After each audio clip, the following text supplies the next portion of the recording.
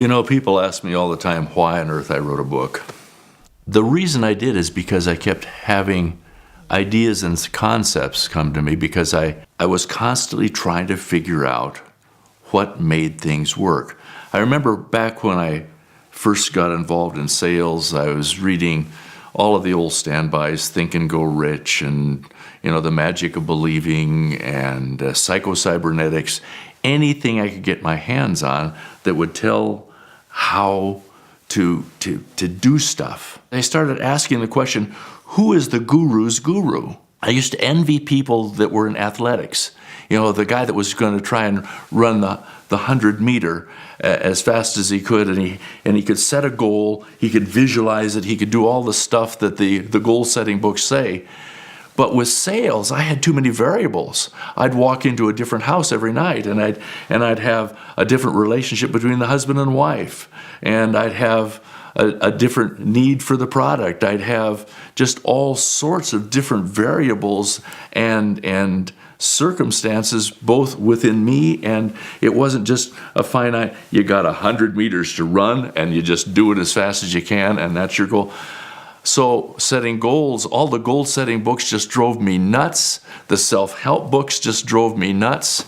And I finally, as a result of having terror being the father of pure inspiration and having to make it happen, I figured out a few things.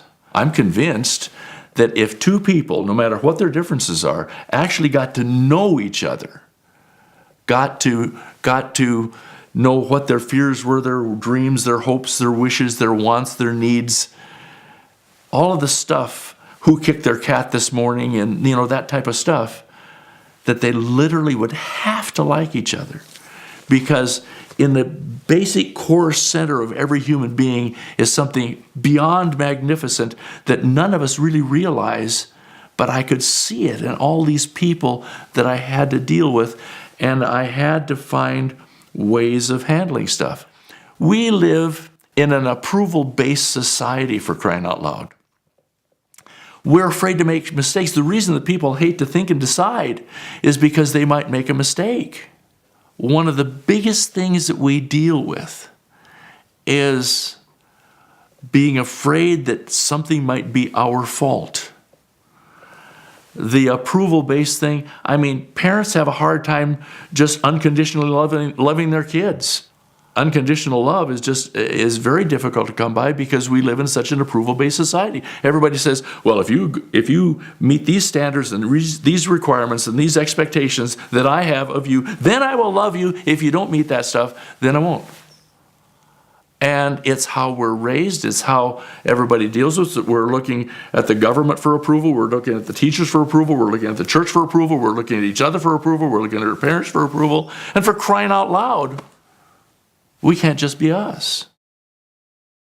I concluded that all this stuff that I learned, where I put together a system where I could see what happened and how things worked, and I could apply them. And the most important thing was to be able to set goals and objectives, and somehow people who were successful had some sort of magic. Well, what I discovered was the magic was just who we were.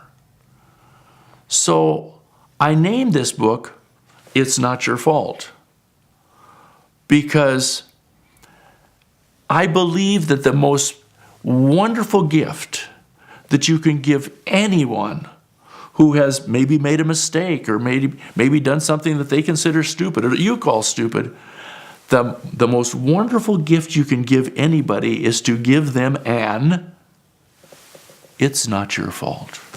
There's another concept that goes right behind that, and you need to think about this one. This one is an absolute law of the universe. Nobody ever intentionally does anything stupid. It's true. You can look at what somebody did and you say, boy, that was really stupid. You can look back at something you did and say, boy, that was really stupid. But at the time, it seemed like that was the best thing for them to do. In retrospect, it was pretty stupid. But if you can look at yourself and give yourself, it's not my fault if the outcome was not what I intended it to be. It's not a get out of jail free card. One of my sons, when I told him what the name of the book was going to be, it's not your fault. He says, oh, all right, I can do anything I want to, right, Dad? Not quite, because here's the corollary to it. It's not your fault, but it is your responsibility. So if you knock the baseball through the neighbor's window, you didn't intend to do it. It's not your fault. It may have been pretty ill-conceived and not intelligent, but you didn't intentionally do something stupid. But you better go over and fix the dadgum window because it is your responsibility.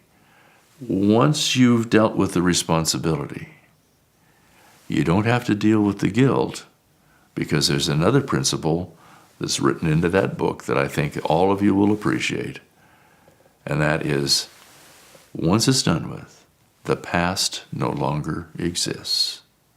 So you don't have to beat yourself up with guilt. The interesting thing is, I believe that the greatest sin ever committed against mankind, we commit against ourselves, and it's called the G word, guilt.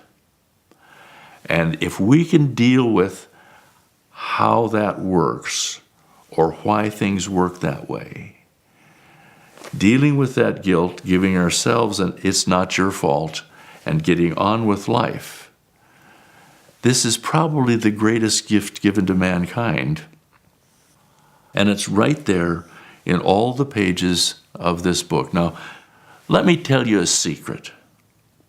You as a human being, and every single one of us that get up on our hind legs and walk the face of this planet, are so magnificent beyond what any of us imagine, that really the only thing that any of us need right now, and that's what I concluded, and you prove me right or wrong by reading this thing, the only thing you need is an owner's manual for how magnificent you already are.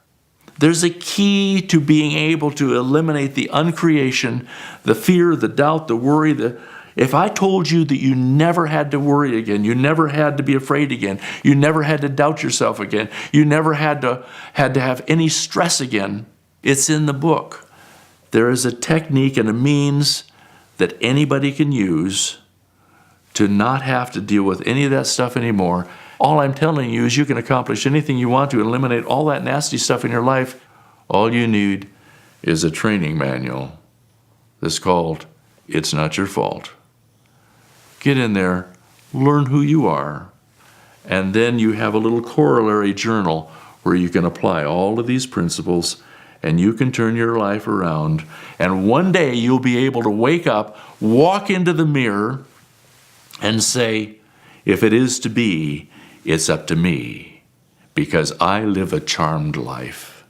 I understand how things work, and I can make it happen for me. Me am who me am. The book It's Not Your Fault was written as an interaction between the guardian, who is the all-seeing, all-knowing teacher, and Michael, that represents all of us with the questions about what makes things happen.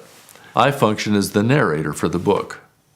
Now, when it gets to applying the principles, I'm your guide. That's what I'm here for.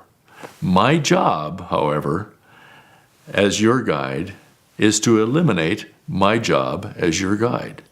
You've all heard the story about the fish. You give a man a fish and he'll eat for a day. You teach a man how to fish and he'll eat for the rest of his life. But here's what we need to do. We need to teach a man how to fish, and we will feed generations. What more important work can we do than to teach each other and the next generations, literally, why things work the way they do so that they can have the good life?